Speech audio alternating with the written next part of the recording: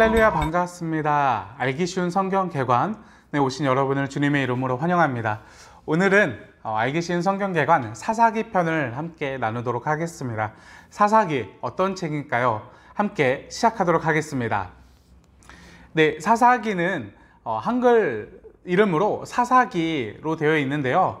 12명의 사사들이 나와서 그와 관련된 이야기들이 진행된다라고 해서 사사기라고 이름이 붙여져 있습니다. 내용으로는 이스라엘 백성들의 불순종이 계속해서 나오고 그에 따른 하나님의 심판이 나오지만 또 한편으로는 그들을 계속해서 구원하시는 하나님의 신실하신 은혜가 나오고 있는 책이라고 볼 수가 있습니다. 함께 사사기 어떤 책인지 살펴보도록 하겠습니다. 사사기는 저자가 정확하게 누구인지 우리가 알 수가 없습니다. 많은 학자들이 사사기의 저자를 익명으로 말을 하고 있는데요. 저작 시기는 당시에 기록을 한 것이 아니라 사사기 이후에 왕정시대가 이제 들어오지 않습니까? 그 왕정시대에 왕이 있었던 그때에 다시 이제 사사시대를 되돌아보면서 회고하면서 그때를 기록을 했다라고 말을 하고 있습니다. 사사기를 읽을 때 굉장히 중요한 것은 사사기가 가지고 있는 이 역사적 상황이 굉장히 중요한데요. 앞으로 나오게 될 모든 역사서의 가장 기초가 되는 부분이기 때문입니다. 그리고 이 이스라엘 백성들이 이제 역사적 상황이 굉장히 많이 바뀌면서 이제 가나안 땅에 정착하게 된 그 초입을 말을 하고 있기 때문에 사사기의 역사적 상황을 우리가 알고 넘어가는 것이 굉장히 중요하다. 사사기의 역사적 상황을 우리가 두 가지 정도만 기억하면 좋을 것 같습니다. 첫 번째는 이스라엘 백성들이 이제 여호수아를 통해서 전쟁을 통해 가나안 땅에 입성하였습니다. 그리고 각 지파별로 땅을 분배하였고 그들에게 남은 전투를 마저 하여서 가나안의 원주민들을 모두 쫓아내어라 라고 말을 하였습니다. 그러나 이스라엘 백성들이 그들 모두를 쫓아내지 아니하였다. 이것이 굉장히 중요한 포인트입니다. 그들을 모두 쫓아내지 아니하였고 그들과 함께 더불어 살게 되어집니다. 그러면서 그들이 가지고 있었던 이방 문화, 가나안의 문화겠죠. 가나안의 문화와 가나안의 신앙이 이스라엘 백성들의 점차적으로 흡수가 되었고 이스라엘 백성들이 그들과 동화되기 시작하였다. 이것이 굉장히 중요한 포인트입니다.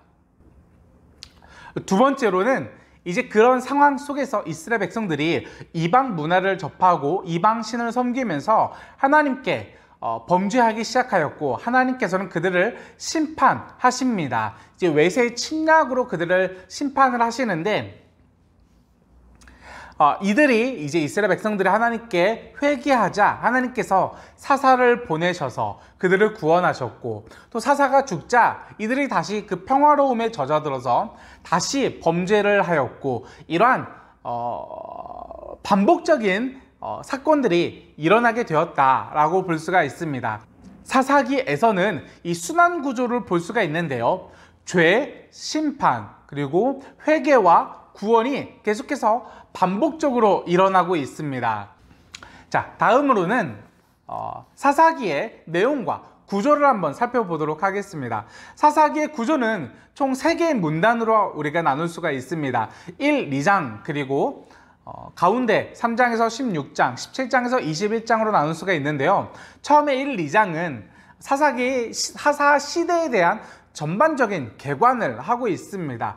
이 당시 시대가 어떠한 상황이었고 또 이스라엘 백성들이 그 시대에 어떻게 정착하고 살게 되었는지를 기본적인 그 개관을 하고 있고요. 3장에서 16장까지는 12명의 사사들이 나오면서 방금 전에 나누었었던 이 죄, 심판, 회개와 구원이라는 이 순환 구조가 계속해서 반복적으로 나오고 있습니다. 마지막으로 결론을 말하면서 이 사사시대에 대해 총체적인 결론을 내리고 있는데요. 두 가지의 결론을 내리고 있습니다. 종교적인 부패와 그리고 역사 윤리적인 부패가 함께 있었다라고 말하면서 당시 시대가 굉장히 부패였고 하나님 앞에 타락한 그러한 시대였다라고 저자는 성경은 말을 하고 있습니다. 사사 시대를 볼 때 굉장히 중요한 점은 무엇이냐? 바로 아까도 나누었지만 역사적 상황을 이해하는 것이 중요하다라고 나누었습니다. 그리고 그 역사적 상황의 가장 핵심 요소는 바로 가나안 신앙입니다. 오늘 사사 시대의 핵심을 바라볼 때 우리는 가나안 신앙이 무엇인지 이 부분만 좀 집중적으로 짚고 넘어가도록 하겠습니다. 가나안 신앙, 가나안 문화라고 볼 수가 있습니다.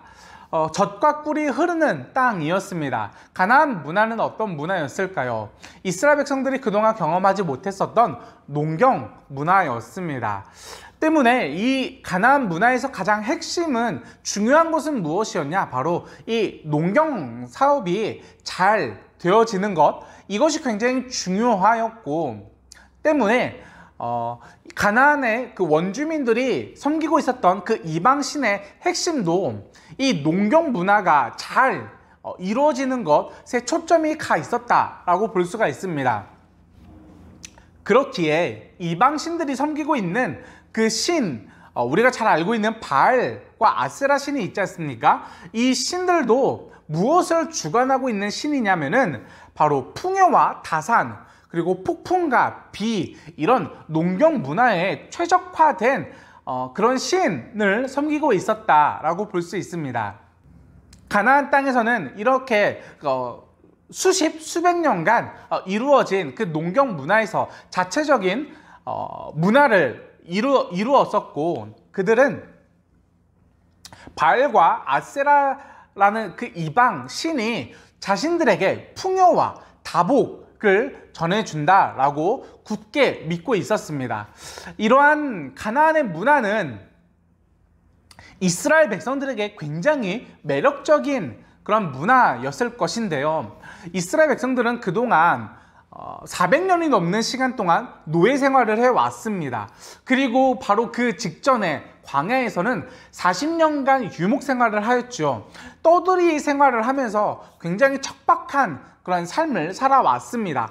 그리고 나서 이제 가나안 땅에 입성하였는데 그들이 바라본 것은 굉장히 풍요로운 가나안의 생활이었다라는 것입니다. 그들이 그동안에 접해보지 못한 굉장히 좋은 질 좋은 옷들이 있었고 풍요로운 삶이 있었다라는 측면에서 이스라엘 백성들에게 가나안의 문화는 굉장히 매력적이고 선망의 대상이었다라는 것입니다. 또한 이제 그들의 마음을 간지러웠던 것은 무엇이냐? 바로 그들이 이제 가나안 땅에 입성하여서 그 문화에 살게 되었지 않습니까? 그러니까는 이들은 이제 우리가 이러한 문화를 누리면서 살 수 있다라는 그런 기대감이 굉장히 부풀어 올라왔을 것입니다. 때문에 이스라엘 백성들이 아까 이제 역사적 상황을 나눌 때 첫 번째 무엇이 있었습니까? 그들을 모두 내쫓지 아니하고 그들과 동화되어서 살아갔다라는 측면이 굉장히 중요했다. 그런 측면에서 이스라엘 백성들이 가나안 땅에 입성하여서 그들을 다 내쫓지 아니하고 그들과 동화되어 살아갔다는 점은 그들의 문화를 굉장히 빠르게 흡수하는 부분이 있었다라는 점입니다.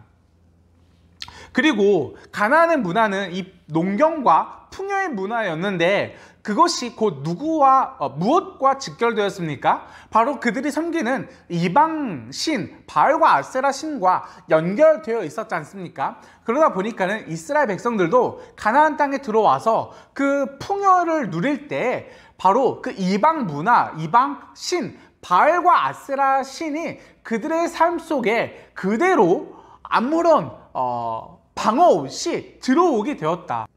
그들의 신앙이 종교적으로 굉장히 혼합주의적인 그러한 신앙으로 변질되기 시작하였다라고 볼 수 있습니다. 이때에 우리가 알 것은 이 이스라엘 백성들이 하나님을 완전히 배교하고 이방신을 섬겼다라는 것이 아니었습니다. 하나님을 섬기면서 그러면서 동시에 이방신을 섬기는 그러한 상황이 생겨났고 그것은 곧 그들에게 농경 문화에서 풍요와 자신들의 이익을 추구하는 그러한 마음으로 두 신을 동시에 섬기게 되었다라는 점입니다. 이것이 굉장히 중요한 부분이었다라는 것을 함께 짚으면서 마지막으로 하나님 나라 관점으로 바라보는 사사기를 나누면서 마치도록 하겠습니다.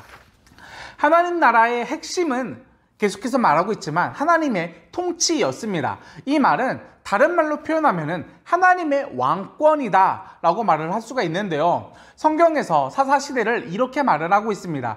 당시에 그때에 왕이 없으므로 그들이 자기 속에는 옳은 대로 행하였다라고 말합니다. 즉 그때 당시에 이스라엘 백성들이 스스로 느끼기에 왕이 없었다라고 말을 하는데요. 이 말은 무엇이냐? 그들이 하나님을 왕으로서 그의 통치와 그의 다스림과 그의 주권을, 왕권을 온전히 받아들이지 못하고 그렇게 살아가지 못하였다라고 우리는 볼 수가 있습니다.